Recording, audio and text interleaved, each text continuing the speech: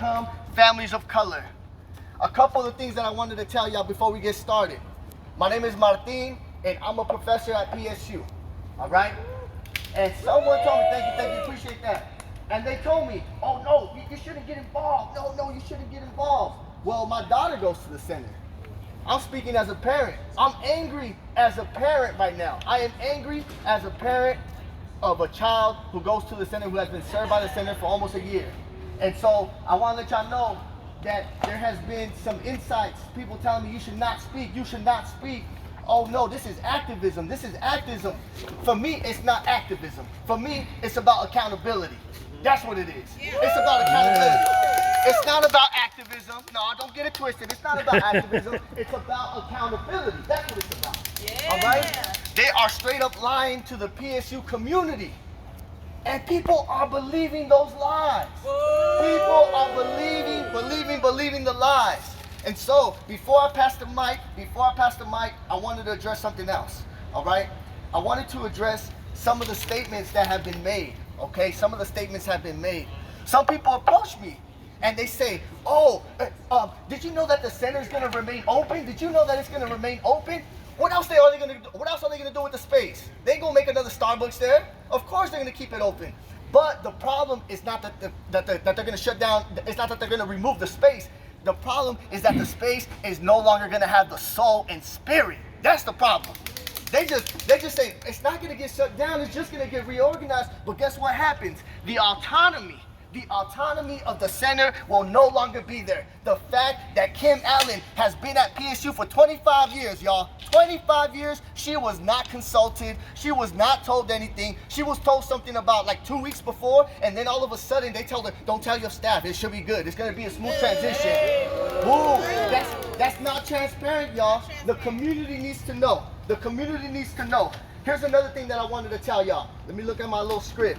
Another thing that I wanted to tell y'all. This is what they said. So we had asked, why were not parents involved with the decision making? This is the response that they told us. Families were not informed about the decision because it was a business decision. It was a business decision that was made in an administrative level. And the involvement of families would not be appropriate, y'all.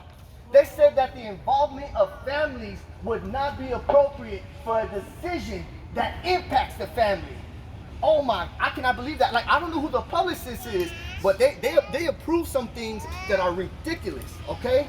The next thing that I wanted to address is that Lynn is saying that Lynn Green is a director of Helen Gordon, okay? So you have Helen Gordon, and then you have the ASPSU's Children's Center, which has served low-income families. It has served families of color, right?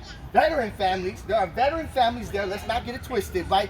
Students with all marginalized identities. Why is it serving so many families with marginalized identities? Because it's the cheapest. It is the most flexible. You could drop off your baby for an hour and a half and you'll be good. You can't do that at Helen Gordon where they're trying to merge us, all right? And so Lynn Green at Helen Gordon has been telling people, I've offered to meet with families. But Lynn Green wants to meet with families individually. Lynn Green does not want to meet with families collectively. Lynn Green does not want to meet with families. Exactly. Why are you trying to meet with families alone? So you can lie to them again? So you can deceive them? No. Lynn Green will not meet in front of Kim Allen because Kim Allen will say the truth. The truth is that this decision was not transparent. That's the truth. It was not transparent. Parents weren't involved, and guess what? Families of color, low-income families, students who are parents with the marginalized identities are going to be the ones who are going to suffer from this decision. That's the bottom line. All right? Another thing that I wanted to mention is one of the critiques of our center, one of the critiques of the ASPSU center is that Kim has a hard time keeping up with billing, right? And I'm going to admit, there have been times where my bills, my invoice has been delayed. And then I asked Kim, well, Kim, what's going on? Why is it that sometimes it gets delayed? Well, Kim said that she hasn't been provided any staff support. You go into that center, you see Kim taking care of the babies herself. She got the babies on her lap. How do we expect her to fill out these billing info, the billing forms and everything? She can't do that. She's taking care of the babies. She can't do that. She can't do it all. She's taking care of the babies, so she needs that staff support. All right. So the last thing that I want to say is that Helen Gordon made this statement. Helen Gordon says that the Helen Gordon Center employs many staff who come to us with a wide range of diverse backgrounds, including different countries, ethnicities, cultures, and family, makes up to name a few. We believe that a person's identity or diversity of a community is not defined by checking a box solely on the ethnic and racial status. Yeah. God damn, what is that, y'all? What is that? It's all, this whole society runs on race. You must pay attention to race. That's one of the reasons why I send my kid to a center that has black teachers in it. Yeah. That's one of the reasons. I mean, you have to pay attention to the race. You have to. And it's not a dirty word. Race is not a dirty word. How y'all feeling? Y'all good? Hey! Let's do another chat really quick. Stop the merch. Stop the merch. Stop the merch. Stop the merch. Stop the merch. Appreciate that. And so, check this out, y'all.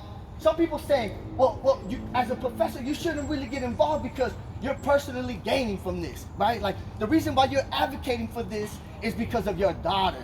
That's what they say. Oh, you're only advocating for this because of your daughter. That's what they're saying. But check this out. Let me tell you what's wrong with that. I never advocate only for myself. I always look out for the community. It's always about the community.